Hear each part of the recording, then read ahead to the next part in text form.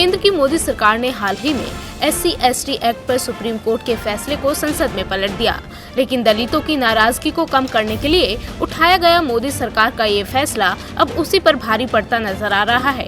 सरकार के इस फैसले के खिलाफ सवर्णों में जिस तरह की नाराजगी देखने को मिल रही है, उससे सियासी गलियारों में सवाल उठने लगे हैं कि क्या SC/ST एक्ट पर बुरी तरह फंस गई है बीजेपी?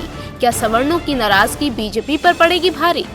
दरअसल बीते कुछ दिनों से देश भर में सवर्णों की नाराजगी खुलकर सामने आने लगी है।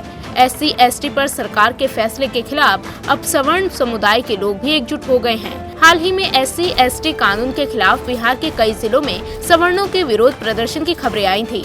प्रदर्शन के दौरान कई जगहों पर पथराव और तोड़फोड़ भी हुई, लेकिन सवर्णों के इस विरोध की आग अब दूसरे राज्यों में भी फैलती नजर आ रही है। इसी कड़ी में मध्य प्रदेश के ग्वालियर में सवर्ण जातियों के करीब 1 दर्जन संगठनों ने SC/ST एक्ट के खिलाफ रैली की।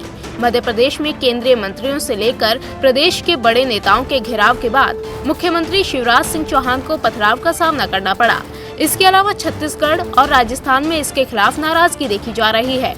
इन तीनों राज्यों में बीजेपी के प्रति लोगों का गुस्सा खुलकर सामने आ रहा है। बीजेपी के विरोध को लेकर तमाम सवर्ण संगठनों का कहना है कि बीजेपी ने एक खास वर्ग का वोट हासिल करने के लिए ये कदम उठाया है।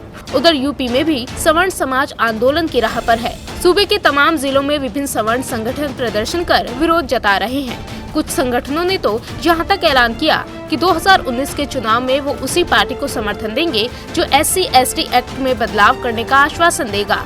तमाम राज्यों के सवर्ण संगठनों ने 6 सितंबर को भारत बंद का ऐलान तक कर दिया है। जाहिर है SC/ST एक्ट पर केंद्र सरकार के फैसले से जिस तरह से सवर्णों की नाराजगी बढ़ती जा रही है, उससे ये कहना गलत नहीं होगा कि 2019 के चुनाव में बीजेपी को इसकी भारी कीमत चुकानी पड़ सकती है। इंडिया न्यूज़ वायरल की रिपोर्ट।